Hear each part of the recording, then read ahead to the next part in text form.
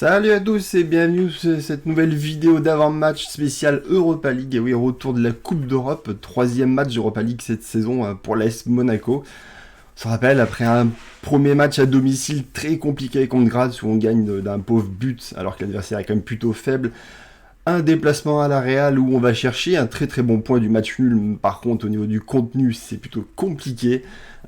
Cette fois-ci, c'est un deuxième déplacement qui nous attend à Eindhoven contre une équipe qui tourne très très bien depuis le début de la saison, qui est égalité de points dans la poule, bien sûr. Et ce sera du coup un déplacement très compliqué où il va falloir aller chercher au moins un point du match nul, qui nous ferait vraiment du bien, étant donné que ça permettrait aux trois grosses équipes d'être à égalité de points après cette phase aller, étant donné qu'on se doute que du coup la Real va aller gagner à Graz. Toutes les équipes seraient à égalité avec 5 points, ce qui est très très favorable pour l'AS Monaco vu qu'on reçoit ensuite les deux grosses équipes, donc ça nous donne largement l'avantage pour se sortir de cette phase de poule. Et bien sûr, tout point gagné contre le PSV nous avancerait encore plus vers une qualification minimale vers l'Europa League Conférence. Mais si on finit à la troisième place, bien sûr, on serait qualifié pour cette compétition. C'est du coup toujours ça de gagner si on peut y arriver. Notre adversaire du coup du jour, 56e au classement UEFA, là où l'AS Monaco est 40e. On navigue vraiment dans les mêmes eaux avec le PSV. Ils doivent leur qualification à une deuxième place en championnat la saison dernière. Ils sont passés du coup comme nous par la phase de qualification en Ligue des Champions. Beaucoup plus tôt que nous par contre. Malheureusement ça se finit pareil en barrage contre le Benfica, ils ne passent pas la dernière marche. Ils se retrouvent du coup en Europa League, reversés dans notre poule. L'Europa League, ils la connaissent, ils y ont participé la saison dernière et ont fini en 16e de finale, comme la Real, éliminé du coup dès les phases d'élimination directe. Sur ces matchs de poule, on peut regarder du coup à côté de ça, la Graz va recevoir la Real Sociedad. Match à mon avis très très simple pour la Real, actuel leader de la Liga. On a pu voir que Graz c'était quand même très compliqué contre nous, ils n'ont pas proposé grand chose, nous ont rarement mis en danger, mais le fait qu'on ne gagne que 1-0. Derrière ça, le PSV Eindhoven les déroule chez eux 4-1, avec pourtant un joueur en moins, sur la fin de match certes, mais du coup c'est toujours ça de prix pour nous aussi, parce qu'il ne sera pas là contre nous. Donc peu d'espoir de voir Graz récupérer des points contre la Real.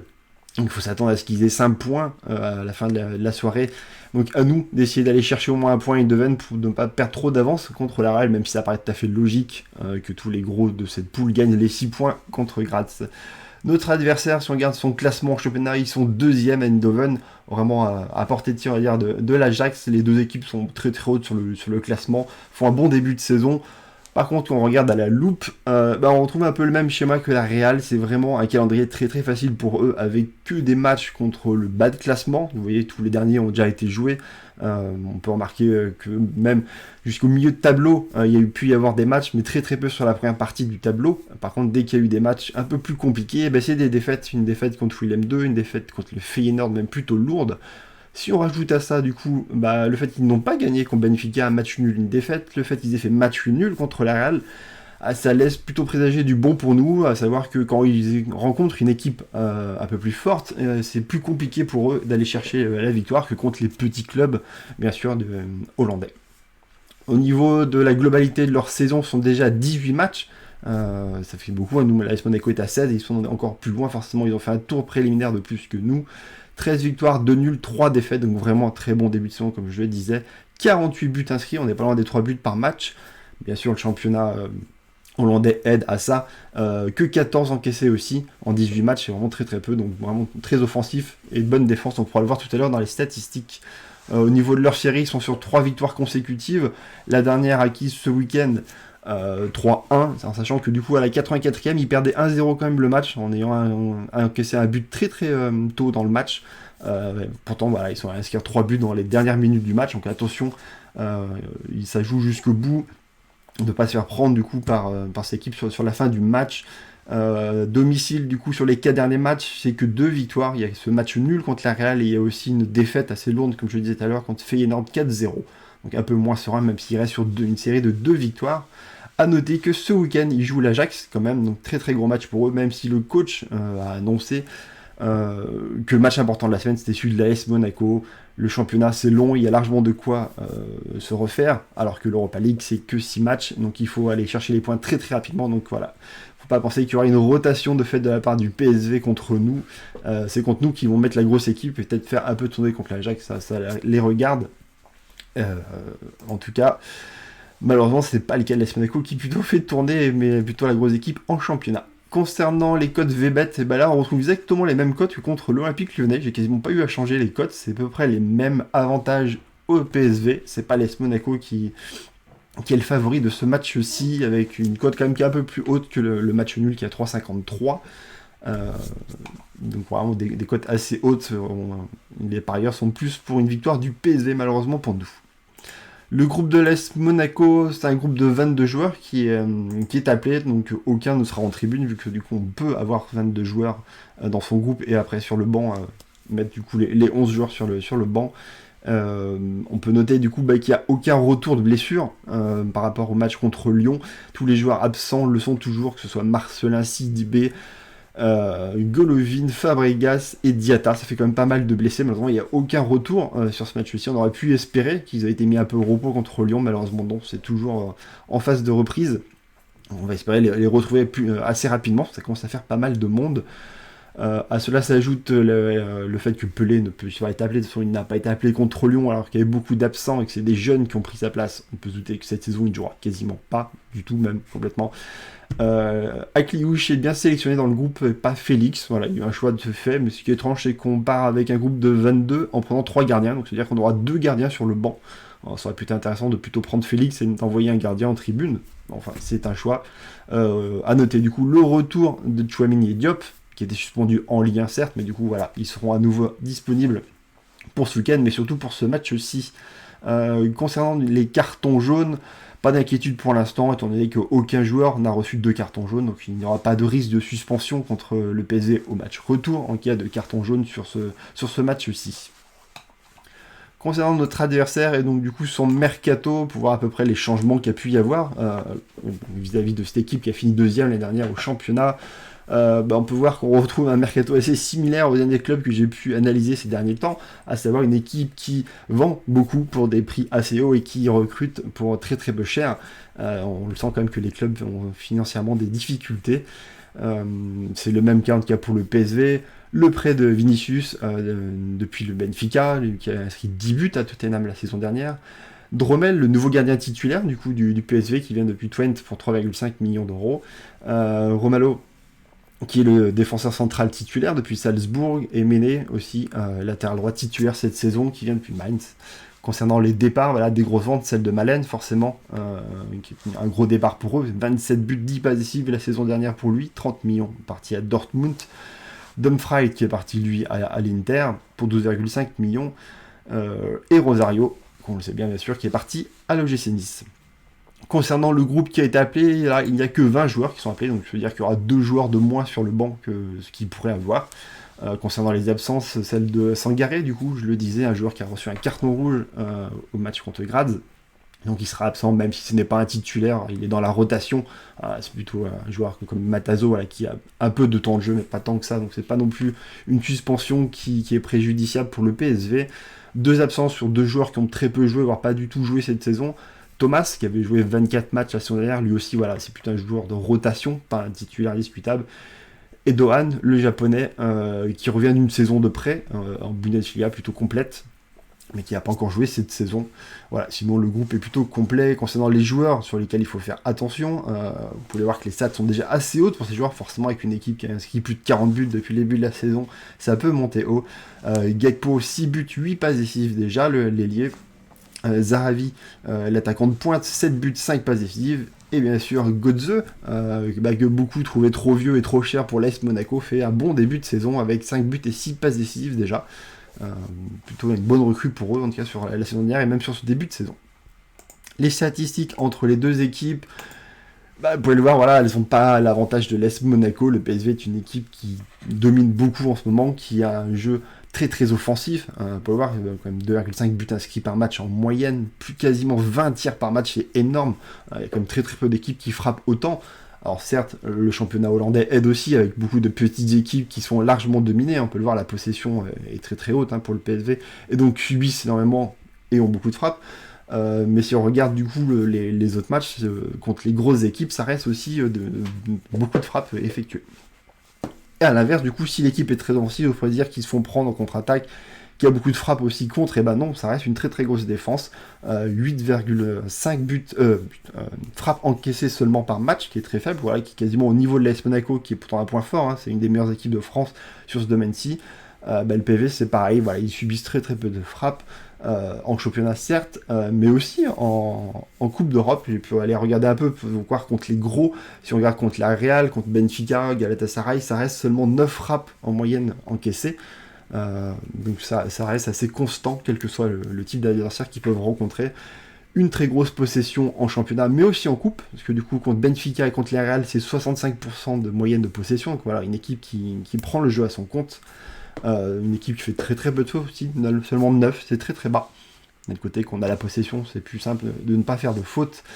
Du coup, où est le défaut de cette équipe? Ça se situe au niveau du gardien, comme avec l'AS Monaco, vous pouvez le voir, seulement 2 arrêts en moyenne pour le gardien, c'est très très faible. Donc très très peu de frappes, mais beaucoup de buts encaissés. Drommel est le 16e gardien sur les 18 aux Pays-Bas au niveau des statistiques, avec seulement 57% d'arrêts sur les 12 buts encaissés. Il a fait 16 arrêts sur 12 buts encaissés. Voilà, c'est quasiment une frappe sur 2 qui finit au fond. Du coup, c'est un peu le point faible sur lequel il va falloir que nous, on appuie à l'AS Monaco si on veut inscrire des buts. Enfin, c'est une équipe qui va clairement prendre le jeu à son compte, avoir la possession, énormément essayer de frapper de loin ou dans notre surface, et donc du coup notre salut passera forcément par de la contre-attaque ou du jeu en transition rapide. Concernant l'historique entre les deux équipes, il y en a un et on s'en rappelle peut-être pas tous, qu'on n'est pas tous non plus aussi vieux que moi, mais c'est une très très bonne période de l'AS Monaco, forcément sur la saison 2003-2004, avec 7 victoires, surtout à l'extérieur chez eux. En phase de poule, on les a rencontrés à nouveau la saison suivante, cette fois-ci c'était en 8ème de finale de Ligue des Champions, pour une défaite en 2005 du coup.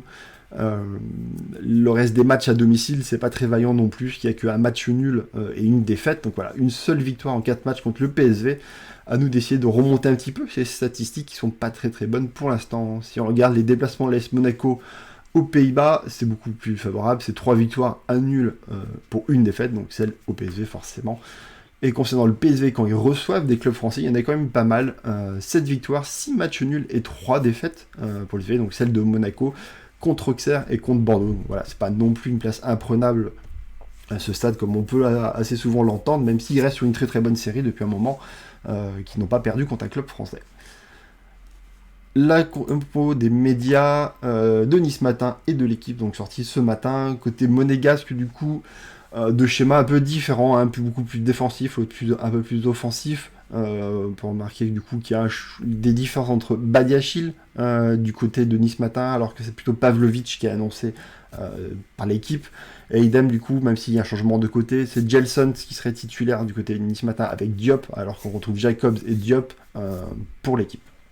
Concernant le PSV, c'est l'équipe type, quasiment celle qui a pu jouer aussi ce week-end. Il n'y a pas eu de rotation quasiment sur ce week-end. La seule petite différence en tout cas, qu'on peut voir entre les deux compositions, c'est Propers au milieu de terrain ou Van Ginkel pour l'équipe. On retrouve le 11 titulaire qui devrait nous affronter, comme ça a été dit. Il n'y aura pas de rotation qui va être effectuée parce qu'il joue contre l'Ajax ce week-end. L'arbitre de ce match, comme souvent en Europa League, c'est des arbitres du coup qui ne ont pas arbitré, parce que du coup ils arbitrent la plupart du temps en Europa League, c'est une compétition qu'on a très très peu disputée. Donc ce sera Monsieur Massa, qui est italien, qui nous a donc jamais arbitré, qui n'a pas arbitré non plus très très souvent des équipes françaises, donc il n'y a aucune en Coupe d'Europe, mais il a arbitré un match de championnat national français, Épinal Paris FC. Pourquoi, je ne sais pas, mais j'ai trouvé ça assez surprenant de le voir. Il a aussi arbitré l'équipe de France lors d'une victoire 3-2 contre l'Angleterre en 2017. Et concernant les Pays-Bas, c'est 2 victoires et 1 nul pour la sélection hollandaise. Et en club, c'est 1 victoire et 2 nuls, dont 1 pour le PSV. On peut noter du coup que l'arbitrage italien, ce sera le 6e match d'un arbitre italien depuis 2016 que je récupère les statistiques, c'est plutôt bon d'habitude. Si contre les clubs italiens c'est compliqué, l'arbitrage italien c'est plutôt favorable pour nous, avec plutôt des bonnes notes qui sont attribuées. Concernant les statistiques de Monsieur Massa en Coupe d'Europe, il en est à 31 matchs, ce sera son 32e match de Coupe d'Europe. 4 cartons jaunes en moyenne distribués sur ces matchs aussi, c'est vraiment dans la moyenne, assez classique, mais un seul carton rouge, là c'est largement plus surprenant. D'habitude ça tourne plus vers tous les 4-5 matchs un carton rouge, là un seul en 31 matchs, c'est très très faible, donc tant mieux peut-être pas, on verra bien, ça pourrait plutôt nous jouer des tours si c'est sur des grosses fautes de l'adversaire. Les pronos ASM, et ça c'est très très très compliqué. Très compliqué d'analyser parce que je me suis déjà fait avoir 2 fois en Coupe d'Europe parce que je m'attends à ce qu'on joue vraiment avec la meilleure équipe possible et c'est absolument pas le cas. Il y a toujours des rotations qui sont faites.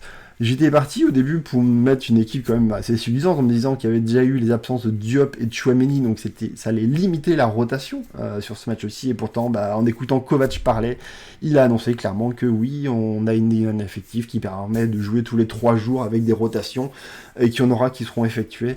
Donc clairement, on aura des surprises sur ce match aussi. Maintenant, le plus dur, c'est de deviner où elles seront. Comme vous pouvez le voir, je pars sur une composition très atypique, très très loin de ce qui a été fait, en tout cas pour l'instant, sur les pronos ASM, sur les premières saisies. Je me passe de Ben Yedder et de Voland, tout simplement parce que pour moi, ce match va ressembler beaucoup à celui de la Real. On va être complètement assailli par l'adversaire qui va avoir la possession, on va subir le jeu. Comme je disais tout à l'heure, notre salut passera par les contre-attaques, donc on va vouloir mettre en place un jeu très rapide de contre-attaque, comme on l'a fait contre la Real avec Boadou, Diop et Diatta. C'est pour ça que je repars sur le même schéma, mais avec Gelson. Du fait que Diatta soit absent, je renforce le milieu de terrain, comme ça a été le cas contre la Real, pour essayer de mieux défendre contre cette équipe et leur laisser moins d'occasions. Le choix a été compliqué entre Matazo et Jean-Lucas. Je trouve que Jean-Lucas a fait un très bon match contre Lyon, donc j'aurais plus tendance à le mettre. De plus, c'était le milieu contre la Real, ces 3-là. Défensivement, là aussi, j'ai beaucoup de doutes entre la mise en place de Jacobs ou même de Pavlovic à la place de Badiachil. Là, j'avoue que c'est compliqué, je préfère partir sur les 2 titulaires, et puis au pire, je perdrai un point sur un des 2, on verra bien. Le retour de Maripane me paraît logique. Aguilar, pas de Sidibé, donc forcément peu de chances qu'il ne soit pas titulaire. Donc voilà, c'est la compo que je lance, c'est un pari un peu, mais clairement, je pense qu'on aura des surprises, on ne va pas être sur un 11 titulaire, ou moi, les meilleurs joueurs possibles sur cette équipe.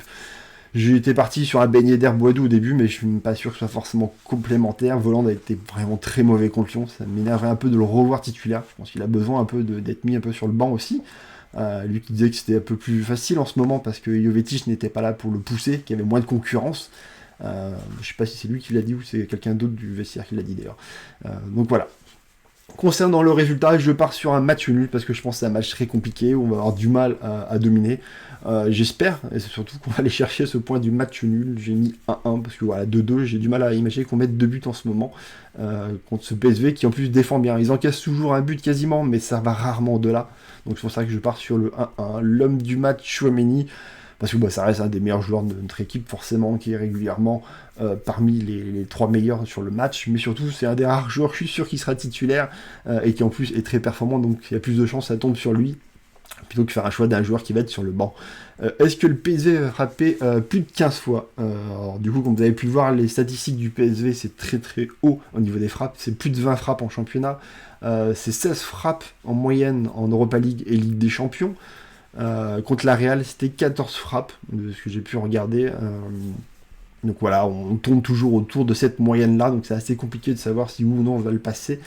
J'ai regardé du côté de Monaco, qu'on a été contre des équipes contre qui on a subi le jeu. Marseille, c'était 12 frappes, l'OL 14, la Real 14, Nice 12, le Shakhtar 6 et 8. Donc voilà, on a toujours été en dessous de ces 15 frappes.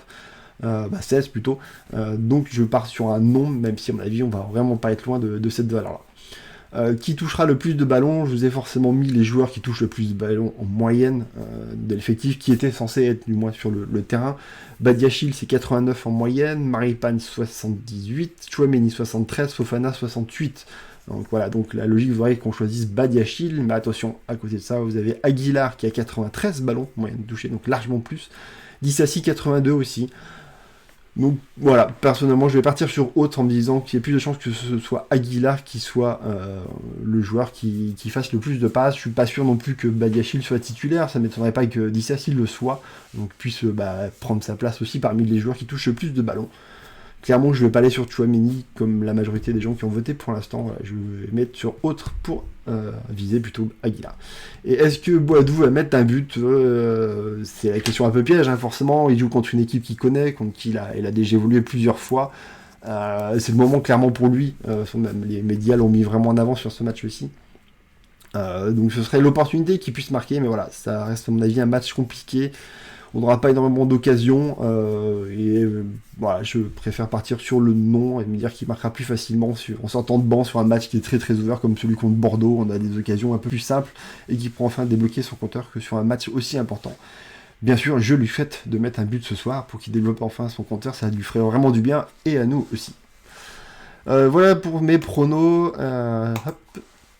En tout cas, merci de m'avoir suivi sur ce petit live. Merci à ceux qui sont abonnés sur ma chaîne. Merci à B246i d'ailleurs. Merci à tous ceux qui le font aussi sur YouTube, forcément, qui mettent des petits pouces bleus, qui s'abonnent, qui activent la cloche aussi. C'est sympa. Merci à vous. En tout cas, je vous donne rendez-vous pour le match contre Montpellier ce week-end. Ce sera dimanche. Pour du coup, pareil, un live Twitch le dimanche matin. Je serai présent en toute logique avec Radio Diagonale ce soir aussi pour le débrief de ce match, en espérant qu'on ait quand même de belles choses à dire, parce que les derniers que j'ai pu faire, c'était quand même pas terrible. Donc j'espère qu'on a enfin débriefé, pour moi, un beau match, ce serait assez cool. Voilà, en tout cas, je vais continuer avec le chat, avec les personnes qui sont connectées sur Twitch. En tout cas, merci pour ceux qui me suivent sur YouTube. Je vous souhaite en tout cas une très bonne journée et forcément une belle victoire de l'AS Monaco, au minimum un match nul, ça nous ferait du bien. Ciao.